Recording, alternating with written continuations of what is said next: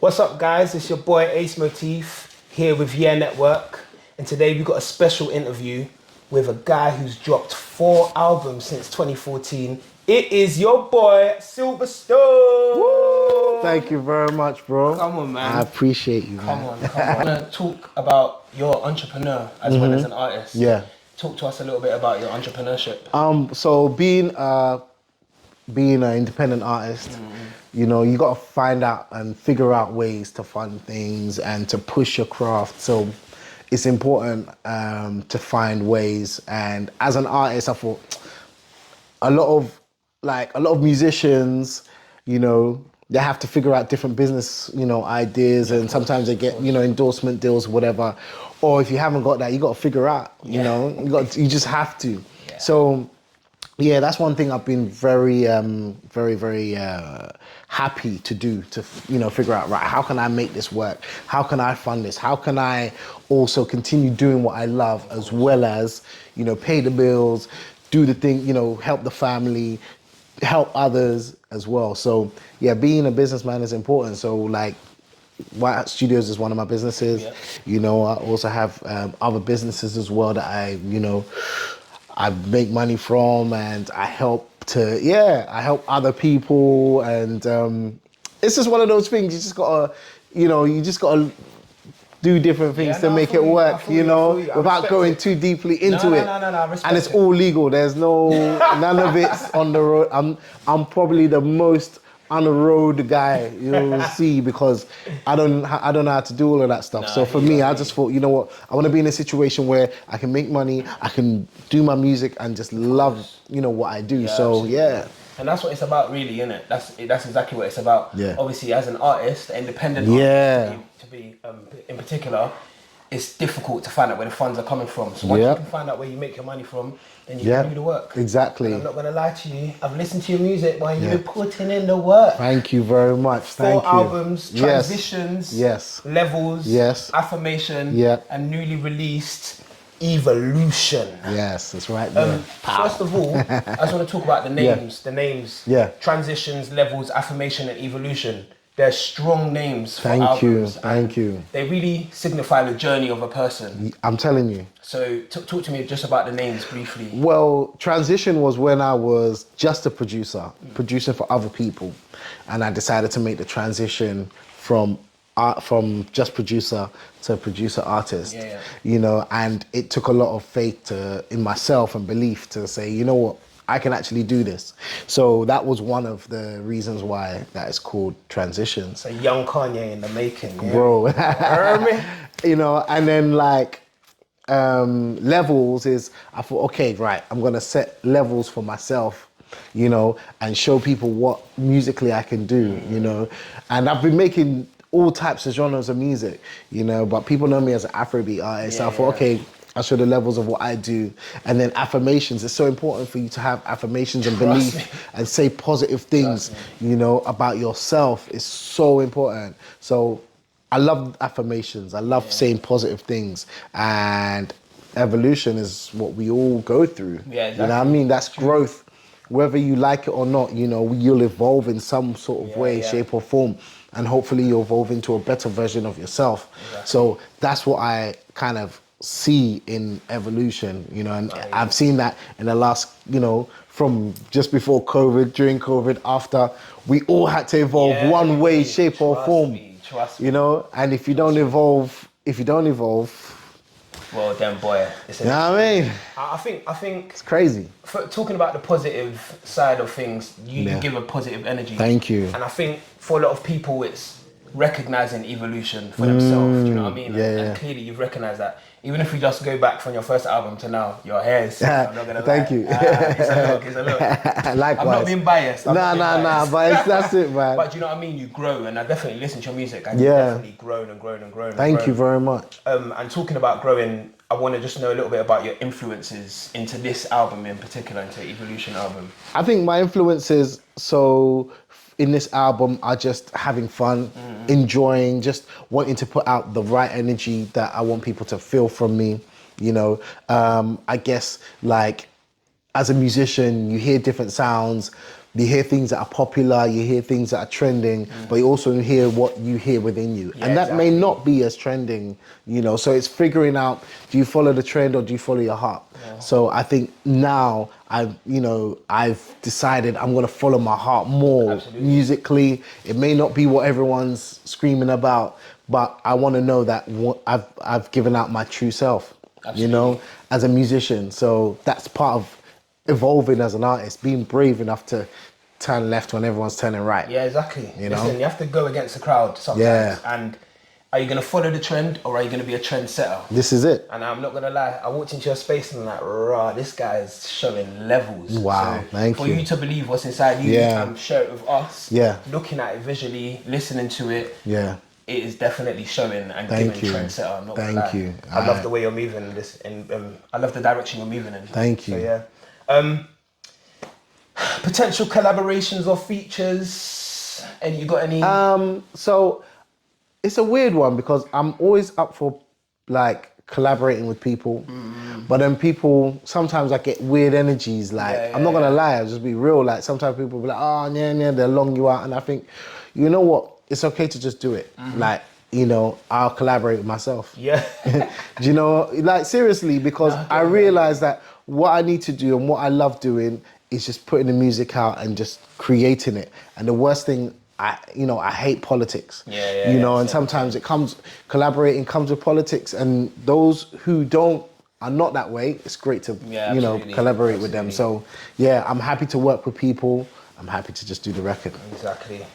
I respect that, man. And you just got a great presence in general. Thank you. And I was watching one of your videos as well. Yeah. Your camera presence is lit. The way you just dominate that camera, the way you give that energy. Yeah. Like, I feel like I know you from watching you. So I just want to know, how did you develop that? And in terms of the creative direction behind all of that, how did that come about? Is that all you? I guess it's not just me, it's me watching great other artists. I used to travel a lot with an artist called Emmanuel Jal. He was really, really cool. I got a lot of influence from him, from Black Twang. I used to DJ for him as well. And like, Levels. And like, I used to see how these people were on stage, and it taught me a lot. Yeah, of course. So, and then watching other people like your Ushers and other people, like how they commanded the stage and just how they were on camera. And I thought, I want to be able to bring that when I bring my music as well. Yeah, of course. So yeah. And I guess if you believe in yourself and you show people you believe in yourself, people are more likely to believe in you. Yeah, Do exactly. You know what I mean? I definitely get that from you. Yeah, and it's fun, I like to have fun with it. But I want to see you perform. You know what? I mean, live. You will. Live, Like I you will. want to enjoy that experience. You will. Definitely lit, man. So Evolution was released on the 14th of April this year. Just talk us briefly about the working process of the album. Where did it start? When did you decide you were gonna create an album? Did you start with one track? I started this process in 2018, 2019. So pre-COVID. Yeah, pre-COVID, and it was gonna drop in 2019. Obviously, COVID came. I was dropping one or two singles, but like the process was crazy because I had other features on the record. Yeah. And then as time went, some of the features were like, no, I don't want to do the song anymore. Some of them I'd done videos for already and stuff like that. So I had to go back to the drawing board, re-record second verses and just work at it and, just think, okay, right. As I'm producing and writing these records, I want to make sure that I'm still giving the right energy. So, exactly. I would say like I had ideas.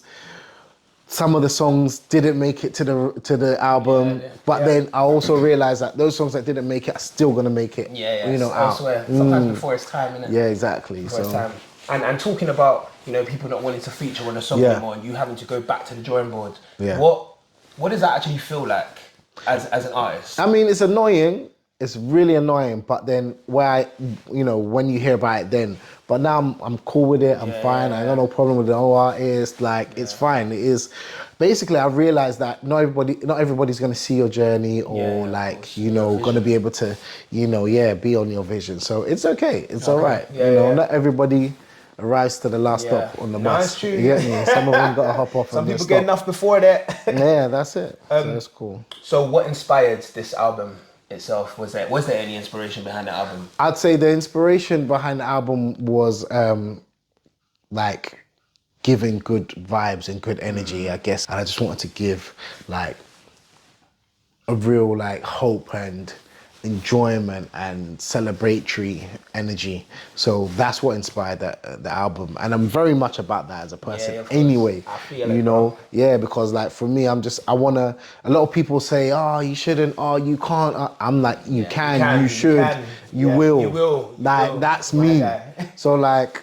you know, that's the energy I want to give. Yeah. And, you know, as a musician, I just felt I can do more. Yeah. So like, even having this, there was a lot of second guessing because some of the songs I'd had for quite some time, and some of them I finished just after. But I just said to myself, I'm not going to allow the fact that I've had the songs for a long time not for them to come out. Because sometimes I play them 100 times and I think, oh, no one wants. Yeah, I might get sick of it. But there's a lot of people that haven't even heard songs People are on my waiting. first album. So that's what I'm gonna, People be are putting waiting. music out for. Yeah, for those who haven't heard any of my music. Yeah, it's lit. Man said I like you make the music for energy and to give that energy. Yeah. Feeling your melody. Exactly. Listen, when I heard that tune, I was like, jeez. Yeah, thank you. Thank you. Banger. Actually, I'm gonna talk about that song first. Yeah. Feeling Your Melody with DJ Master Steps. Yeah.